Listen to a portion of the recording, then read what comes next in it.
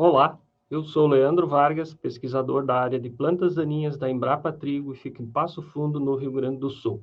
Hoje nós vamos conversar sobre manejo de plantas daninhas na cultura do trigo.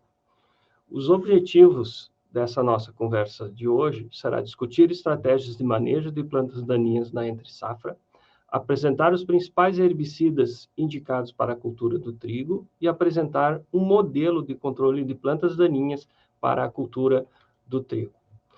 Existem diversos produtos herbicidas registrados para a cultura do trigo. Entretanto, nem todos eles são usados com frequência ou habitualmente pelos produtores.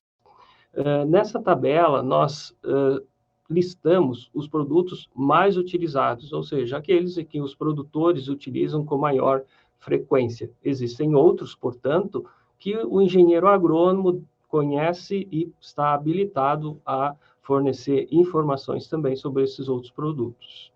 Nessa tabela, eu fiz uma separação por mecanismo de ação e controle de folhas estreitas e folhas largas, para que fique didático e fique mais fácil da gente conversar sobre esses produtos. Inicialmente, gostaria de abordar aqui os herbicidas hormonais, que representados aqui pelo 2,4-D-amina e pelo MCPA. São um grupo herbicida bastante importante dentro de um contexto das resistências de plantas daninhas e controlam especialmente uma espécie muito importante no Rio Grande do Sul, chamada Raphanus sativus e Raphanus raphanistrum, popularmente conhecido como nabo, que apresenta resistência aos herbicidas inibidores da ALS. Também vale destacar aqui o safrofenacil, que é um herbicida inibidor de protox, bastante importante por ser um mecanismo diferente daqueles que a gente usava habitualmente dentro da cultura do trigo. Então, ele agrega bastante, é utilizado na pós-emergência e também para controle de folhas largas. Um outro herbicida bastante antigo no mercado e bastante importante também para a cultura do trigo é o bentazon, um inibidor do fotossistema 2.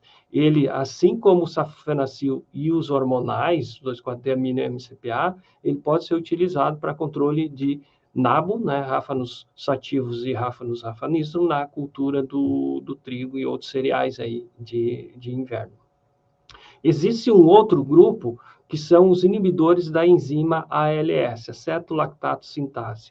Esse grupo possui 4 herbicidas registrados, ou 4 moléculas, né, registradas para a cultura do trigo. O metsulfuron é o mais conhecido, bastante utilizado, né? O iodosulfuron é muito utilizado. Nos últimos 10 anos, ele é o produto mais utilizado para controle, principalmente de azevém, e é um produto que controla tanto folha larga quanto folha estreita. O piroxulan é um herbicida relativamente novo, né? Ele foi introduzido no mercado há pouco tempo e também conquistou o seu espaço e é muito semelhante em termos de eficiência ao iodosulfuron. E o imazapic, que é um herbicida específico para o trigo CL, ou seja, esse herbicida só pode ser utilizado em trigo CL. E está registrado aí para controle de planta daninha, tanto folha larga quanto folha estreita em trigo CL. Esses herbicidas do grupo dos ALS, eles controlam, esses três principalmente, controlam folha larga e folha estreita. O metsulfuron, somente as folhas largas. O outro grupo que merece destaque são os inibidores da enzima ACCase.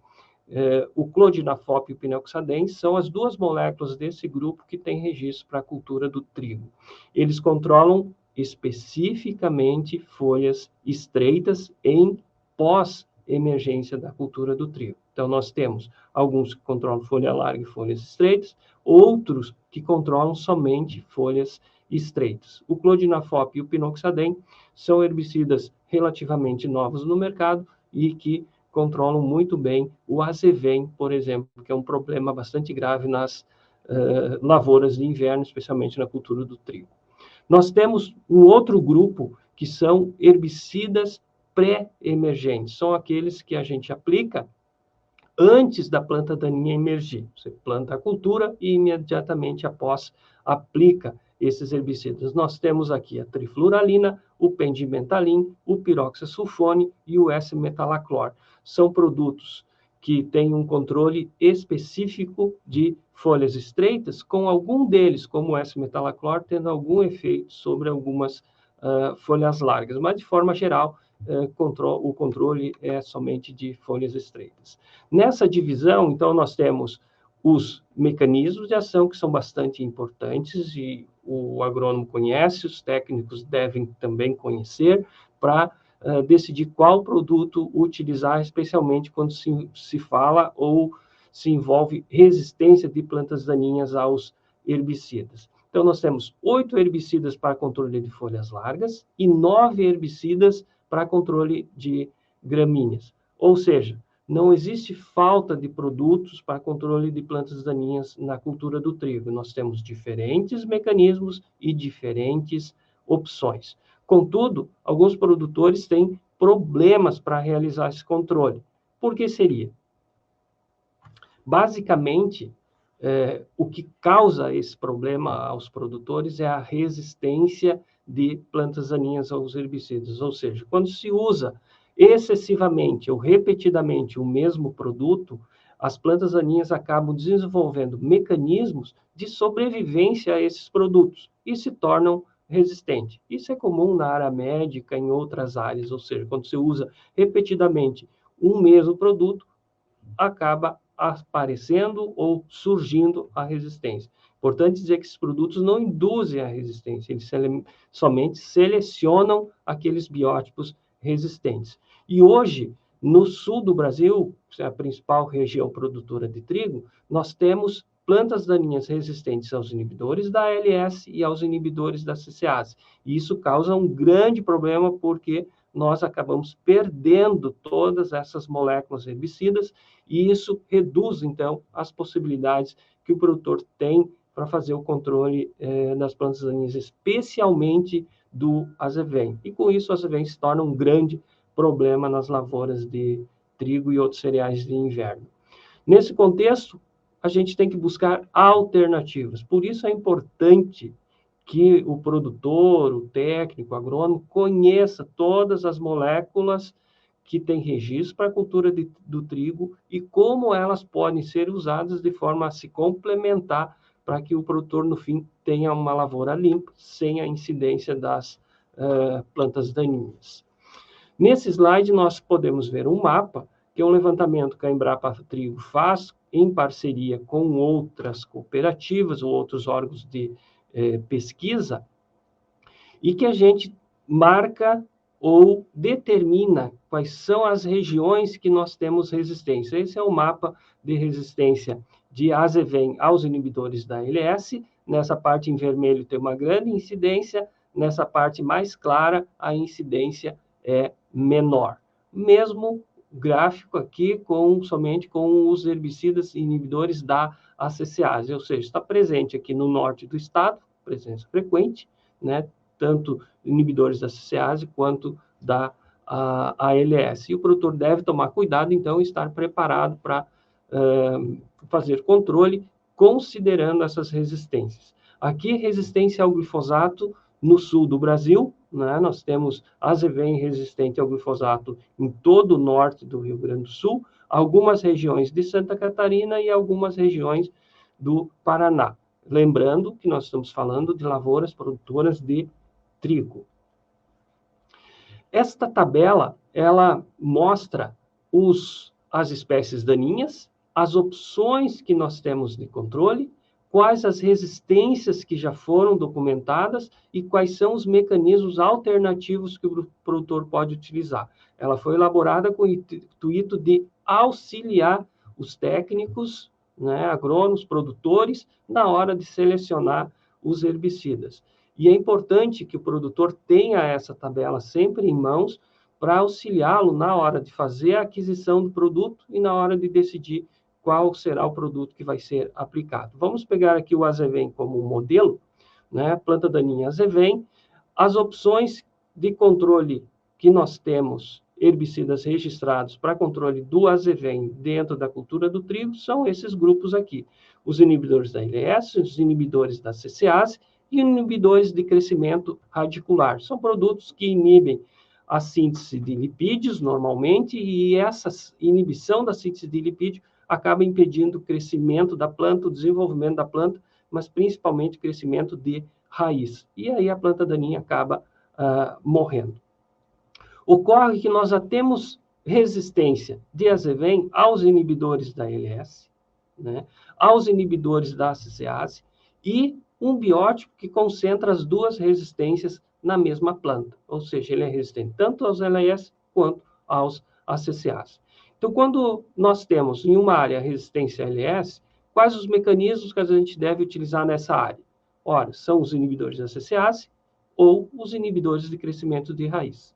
Se a resistência for a ACCase, os inibidores da ALS, então, e os inibidores de crescimento de raiz. Se a resistência for dupla aos inibidores da ALS e aos inibidores da ACCase, sobram somente os herbicidas inibidores do crescimento de raízes. Vamos pegar a buva aqui, então, como um outro exemplo. Os mecanismos que a gente tem disponível para controle de buva em trigo são os inibidores da ALS, os herbicidas hormonais e os inibidores da Protox. Nós temos buva resistente aos inibidores da ALS e nós temos um biótipo que é resistente aos inibidores da ALS, aos herbicidas hormonais e aos inibidores de Protox. Ou seja, esse biótipo tem resistência múltipla a 3 mecanismos de ação. Se a resistência for somente aos ALS, nós utilizamos, então, os herbicidas hormonais ou os herbicidas inibidores da Protox. Se o biótipo tiver resistência múltipla, que é os 3 mecanismos, infelizmente, nós não temos, nesse momento, opções de controle dessa buva com essa resistência dentro da cultura do trigo. Isso é importante porque áreas que possuem esse tipo de resistência, elas devem ser, então, cultivadas com espécies de cobertura ou outras culturas que tenham produtos registrados que possam ser utilizados e que tenham eficiência sobre a buva. Então, fica esse modelo, né, de organização para que o produtor tenha na sua propriedade listado e tabulado quais são as resistências, quais são os produtos que podem ser utilizados, se tem opções ou se não tem opções. Seguindo em frente, com essas informações, nós podemos conversar agora sobre como controlar plantas daninhas em trigo. Então, primeiro ponto, saber se existe resistência na área e saber quais resistências existem na área. Existe uma espécie resistente, mais de uma espécie resistente, a quais mecanismos de ação? Então, o produtor deve conhecer ou deve saber quais são as resistências que existem na área. Partindo disso, usar mecanismos herbicidas alternativos e adequados para fazer o controle dessas espécies resistentes, né? Selecionar, preparar áreas para o cultivo do trigo. Nunca cultivar trigo em áreas como aquele exemplo que foi citado anteriormente da buva, que ela não tem nenhum controle ou nenhuma molécula que possa ser utilizada para fazer o controle. Então, numa área como essa, não se deve cultivar o trigo. Deve-se monitorar as áreas, saber se existe alguma espécie que está aumentando a presença na área, se essa espécie é resistente ou se não é. Realizar o manejo integrado de plantas daninhas. O manejo integrado de plantas daninhas consiste em utilizar todas as ferramentas possíveis para controle das espécies daninhas, como, por exemplo, controle cultural, controle preventivo, o controle mecânico, consiste em capinas, arranquio manual, e o controle químico. Nunca colocar toda a confiança ou toda a responsabilidade em um método apenas. O controle químico é importante, ele é eficiente, mas ele sozinho não consegue atender o problema de controle de planta daninha sem o auxílio desses outros métodos de controle. Então, quando se integra esses métodos, nós temos o manejo integrado de plantas daninhas e é a forma mais eficiente e mais barata de fazer o controle de plantas daninhas. Dito isso, fica a pergunta: quando devemos, então, iniciar o controle das plantas daninhas na cultura do trigo em um cenário de resistência? No ano anterior é a resposta. Se na safra anterior de trigo existiu a presença de uma planta daninha única e que predominou na área e não houve erros de aplicação, não houve algum evento adverso e essa planta daninha está lá, é muito possível, muito provável que se trate de resistência. Então, o que se recomenda é que se busque, né, um órgão de pesquisa para que se faça a identificação. Dando resultado positivo, é óbvio que se no ano anterior a infestação era alta assim, houve a produção de semente, essas sementes estão no solo, no próximo ano ou no ano seguinte vai haver uma grande infestação de plantas daninhas nessa área. Então, com isso, o que se deve fazer é evitar de cultivar o cereal nessa área ou, né, se for cultivar, já ter de antemão quais são os herbicidas que serão aplicados para controlar essa espécie, levando em consideração a resistência que existe, o que esse biótipo possui. A mesma coisa para a buva. A buva é uma espécie que inicia seu ciclo durante o inverno e finaliza, muitas vezes, o ciclo dentro da cultura de verão. Então, muitas vezes ela germina em junho, julho e vai fechar o seu ciclo lá em março do ano seguinte. Se uma lavoura de soja tiver presença de buva, muito provável que durante o inverno essas sementes vão germinar e nós vamos ter a presença, então, de buva dentro da cultura do trigo. Então, esse é o cenário. O ano anterior, a safra anterior, nos dá um indicativo de como as plantas daninhas vão se comportar na safra seguinte. E é observando as espécies que estão nessa área, nesse ano anterior, nessa safra anterior, nós vamos saber qual é o procedimento que a gente deve fazer para controlar as plantas daninhas dentro da cultura do trigo. Dentro desses cenários, estamos recomendando como um modelo, então, de cultivo, de controle de plantas daninhas para cultivo do trigo, que se inicia com a colheita, imediatamente após a colheita da safra anterior, né, com a semeadura e o cultivo de uma cultura de cobertura.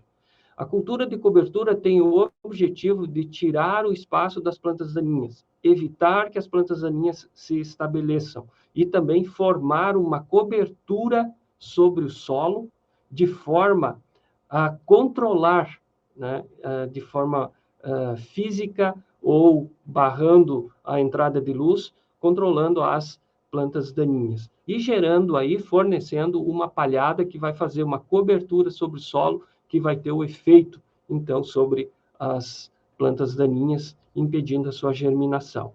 Nesse cenário, o que não se pode, de forma alguma, o que não se recomenda é manter a área em pousio, ou seja, colher a safra de verão, milho ou soja na nossa região e cultivar, e não cultivar nenhuma cultura em seguida, manter essa área em pousio até o momento de fazer a dessecação para cultivar o trigo. Por que não se recomenda isso? Porque as espécies daninhas vão se estabelecer. Aqui nessa área que nós estamos usando como exemplo, nós temos aqui azevém, nós temos aqui sementes de soja, que se tornaram plantas de soja, né? Nós temos plantas de aveia, ou seja, existe uma diversidade bastante grande de plantas que são consideradas plantas daninhas para a cultura do trigo. E para fazer o controle dessas plantas, nós teremos que fazer associações de produtos. Não existe um herbicida que controle todas essas espécies. Nós vamos precisar associar. E a associação de herbicidas, ela tem inconvenientes. Um deles é o custo. Então, o produtor vai ter que adquirir 2 ou 3 produtos no mercado, associar esses produtos, fazer a aplicação desses produtos e, muitas vezes, o controle ainda não vai ser eficiente da forma que ele gostaria e terá que fazer mais uma aplicação, que nós chamamos de aplicação sequencial, para fazer a limpeza e aí sim cultivar o trigo, então semear o trigo em uma área limpa e livre de plantas daninhas, como é necessário, e o trigo exige isso. Então, deixar a área em pousio terá um preço. O preço será devido à necessidade de aplicar mais de um produto, 3 ou 4 produtos, para fazer o controle dessas plantas daninhas, e muitas vezes o custo dessa dessecação ou desse controle é maior do que o custo de implantar uma cobertura de solo. Vejam bem, o custo do controle de plantas daninhas, da dessecação, pré-semeadura de algumas da cultura do trigo, pode ser maior do que o custo de implantar uma cobertura. Façam esses cálculos, observem se na região de vocês existem espécies bem adaptadas, que são controladas facilmente por herbicidas, e certamente vocês vão ver ou vão conseguir detectar quais são as vantagens das coberturas. Esses estudos são feitos por várias instituições e os resultados são basicamente os mesmos. As culturas de cobertura evitam a presença de plantas daninhas, controlam espécies de plantas daninhas e trazem um ganho para o produtor, que elas podem custar até menos do que uma dessecação. E, principalmente, estaremos contribuindo ambientalmente, porque estaremos evitando a aplicação de produtos na lavoura. E na hora da semeadura, nós vamos ter cenários como esse, né, em que a cultura de cobertura foi dessecada e existe essa palhada sobre a superfície. Certamente que aqui, nessa área com cobertura, nós teremos um número de plantas daninhas menor do que nessa área que não foi feito ou não foi implantado uma cultura de cobertura na entre-safra.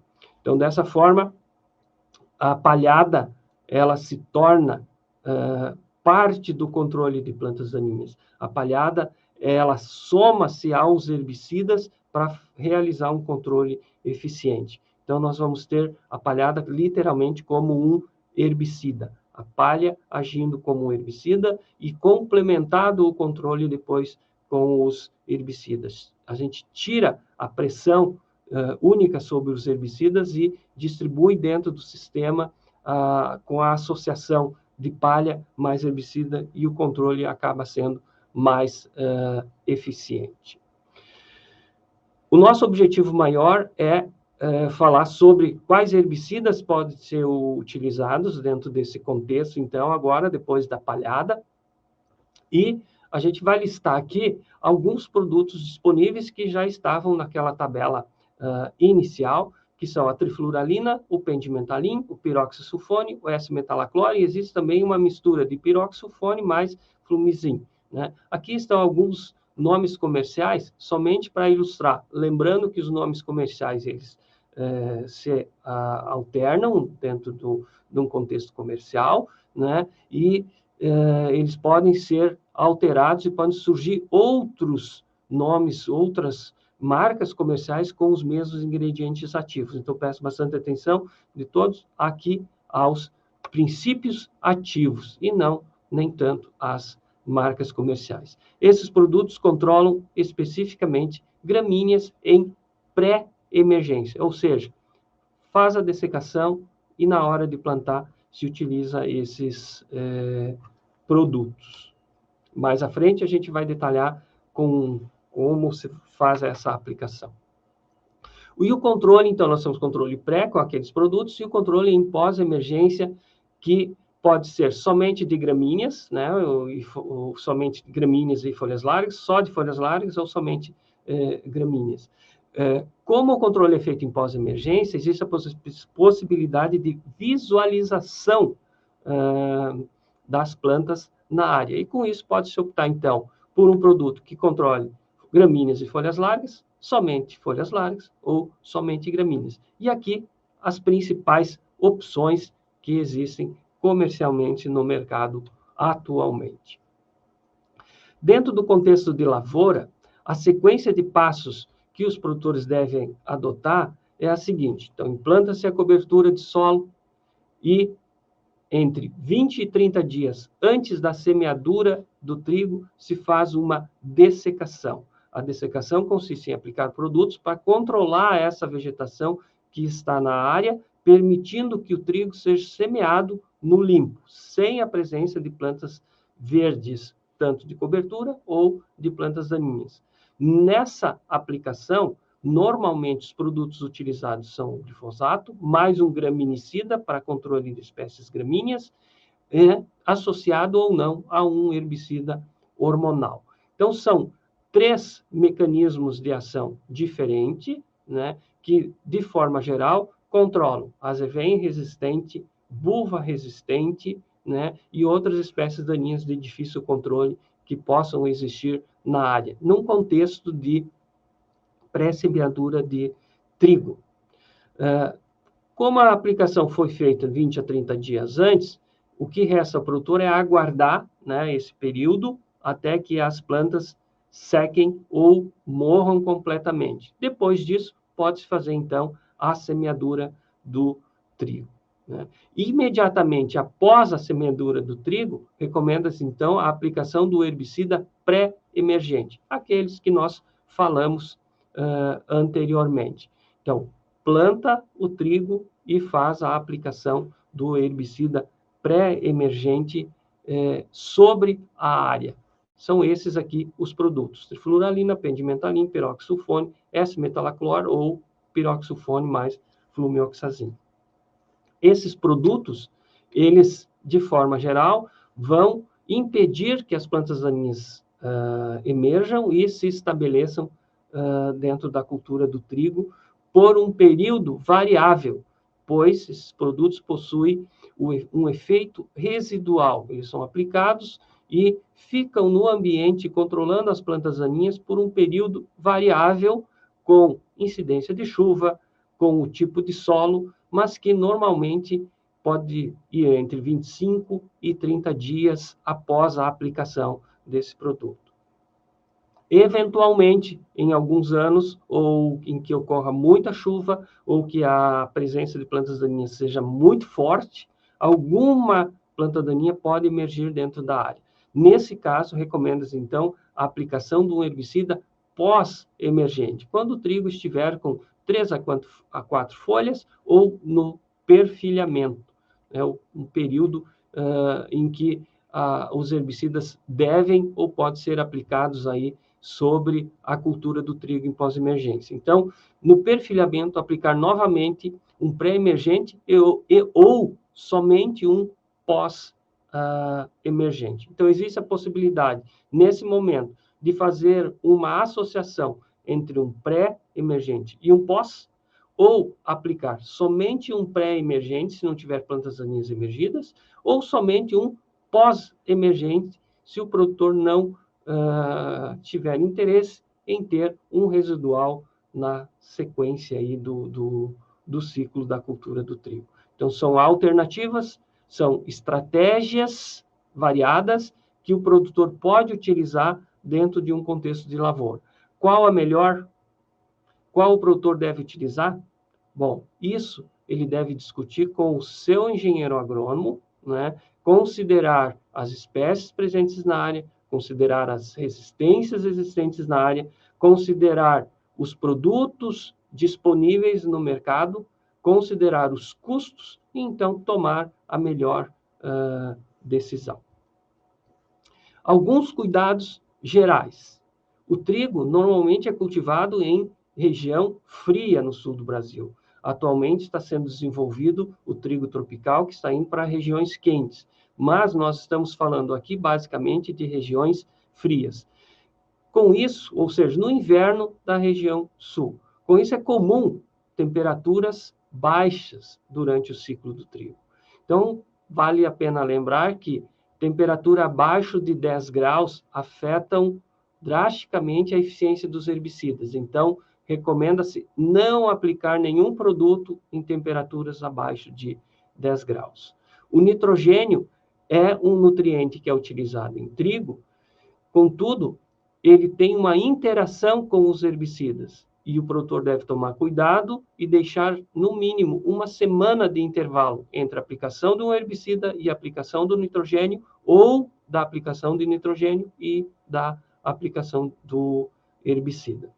Misturas de produtos em temperatura baixa aumenta a incompatibilidade entre os produtos. Então, se existirem espécies resistentes na área e o produtor necessita ou é obrigado a fazer associações de produtos, muito cuidado com a temperatura baixa. Em temperaturas baixas, a tendência de aumentar a incompatibilidade e aí a associação de produtos pode se tornar um problema. A fitotoxicidade na cultura do trigo, ela aumenta em temperaturas abaixo de 10 graus. Então, o produtor deve estar atento e não se preocupar se foi feita uma aplicação em temperatura menor e ocorreu algum tipo de fito. Isso é normal e, normalmente, o trigo se recupera. Lembrando sempre, esses cuidados são conhecimentos e situações que o engenheiro agrônomo, o técnico, pode discutir com o produtor e achar soluções para cada um desses pontos levantados. Por fim, então, seguindo todos esses passos, né, nós teremos o trigo concluindo o seu ciclo, encerrando o ciclo, e a lavoura relativamente limpa, com pouca incidência de plantas daninhas, criando uma situação favorável para a implantação da cultura seguinte, ou seja, da cultura sucessiva. Esse ponto é importante, como falei lá no início da apresentação, o controle de plantas daninhas sempre começa, ou deve ser iniciado na cultura anterior ou até mesmo no ano anterior. Se fizer um bom controle de plantas daninhas na cultura do trigo, a cultura que vier na sequência terá uma situação bastante favorável. E também lembrando que a palhada, a cobertura do solo com a palhada, vai controlar plantas daninhas e vai ajudar muito aos herbicidas.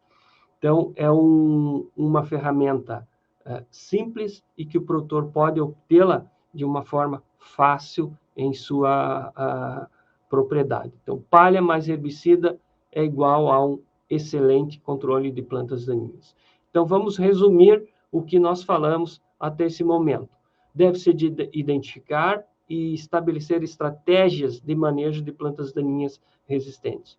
Quais as espécies que existem na área e como eu vou controlar essas plantas daninhas. Aplicar o manejo integrado de plantas daninhas durante o ano todo, inclusive na entre-safra, né? Controle preventivo, controle cultural, controle mecânico, controle químico. Todos esses associados e o resultado será um bom controle de plantas daninhas. Utilizem culturas de cobertura. Associar controle pré- e pós-emergente com rotação de mecanismos herbicidas, para que vocês tenham o controle das espécies resistentes e para prevenir o surgimento de novas plantas daninhas resistentes aos herbicidas. O que eu tinha para vocês hoje era isso. Muito obrigado